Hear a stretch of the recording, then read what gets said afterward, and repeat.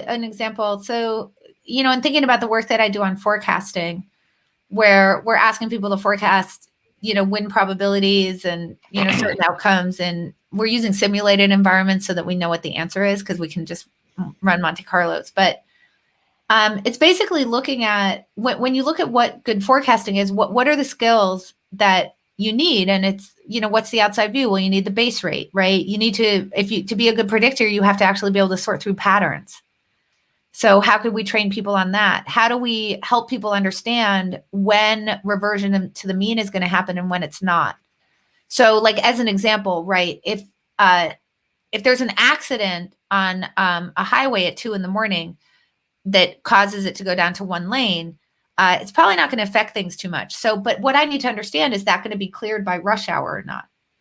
Because if it's going to be cleared by rush hour, then I assume we're going to just revert to the mean, and at rush hour, traffic is going to look like it always does. But if it's not going to get cleared, then I have to assume that's actually, I have to change my forecast away from the base rates, right, for what traffic looks like at that time. So how do we think about how we would train people up on those kinds of questions? And so we create training around, we basically try stuff out and we say, can we create a module that's on base rates that gets people to really understand what these are and that you're supposed to anchor there?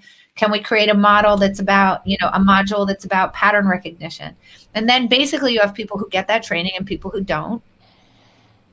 And then you have them forecast the exact same environment, in this particular case, like a simulated game, and you say, what's the effect?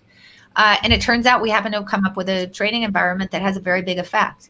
Now, I'm basically, when I think about, what are my instincts for creating the materials and the training that we're trying to test, it's coming from my work with organizations, right? Like and my work in poker, honestly, it's like I have just had so many reps of trying to figure out, like, what actually moves somebody to make a better decision? What are the things that you can tell them? What are the examples that they understand? What are the analogies that they can transport across different domains?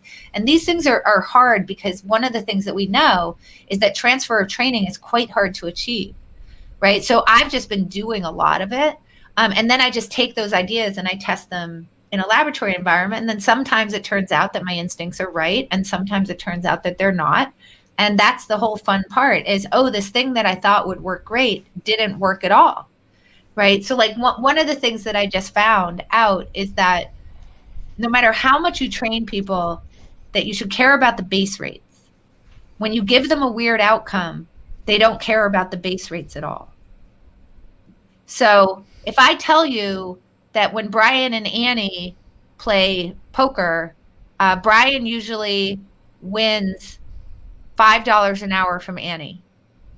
And I say, that's what's happened. They've played 100 times over 1,000 hours, right? 10-hour sessions. And that's what's happened. And then I show you a game where Annie won $20 an hour from Brian. And I say, what's going to happen in the next time they play? Nobody says Brian's going to win $5. And you can tell them about base rates and you can train them on it. And it's just very, very hard to get them away from that. So that's actually a problem that I'm working on right now. I'll let you know the results in a week, which is what can you do if it's not just about pounding home the base rates that can get them to stop doing that? And it's, this is what I find out. And I thought that would work. Well, I thought, they'll be immune to that problem. And it's like, no, they're not.